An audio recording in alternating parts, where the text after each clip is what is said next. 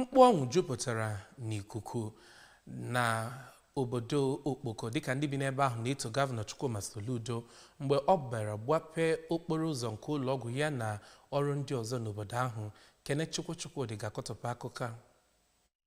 Ka ọ na-ekwu okwu na ya bụ mgbape, onye kọmishọna ahụ maka ewumewu na steeti a Honorable Paul Onyeka mere ka amata n'Okpoko bubu na mbụ bụ ebe anaghị ebinwu ebi na-enweghịkwa ihe ndị na-enyere ndụ aka, mana dịka gọọmenti na ugbu a si wee mee ya, enyego ndị bi ebe ahụ ezigbo ihe ha ga-eji na-ekpori ndụ. Otu onye bi n'Okpoko, Oriakụ Cynthia Azubike, onye nke si Imo steeti, kwuru na o biela n'Okpoko afọ 5 gara aga mana ọ hụtụbeghị ụdị mmepe nke wetara, n'ihi na ya bụ Okpoko bụzi nke a na-ekuzi dịka obodo London. Wee kenee Gọvanọ Soludo maka ọrụ ọma ya.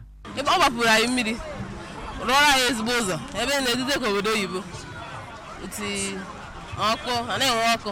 Ndị ọzọ bikwa ebe ahụ, Oriakụ Rachel Mathias, onye nke si Osun steeti, Maazị Kingsley Nwali nke Ebonyi steeti, Evangelist Grace Umennabike nke Anambra steeti, Maazị Lotanna Metu nke si Imo steeti, otu nwata akwụkwọ Chima Steven bụ ndị rụtara aka n'Okpoko abụrụla ebe nwere ezigbote mgbanwe dịka ọchịchị Soludo si wee bata, wee na-ekpe ekpere ka Chukwu gaa n'iru na-awara ya ụzọ.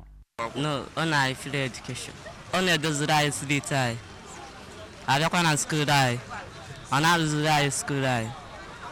Tata bịara asa anyị gwa ya otu ọ ga-esi dozikwara anyị skuul anyị ebe ebebisikara ebebi. Ntụ ama m oge m nwunye ya agwa ya.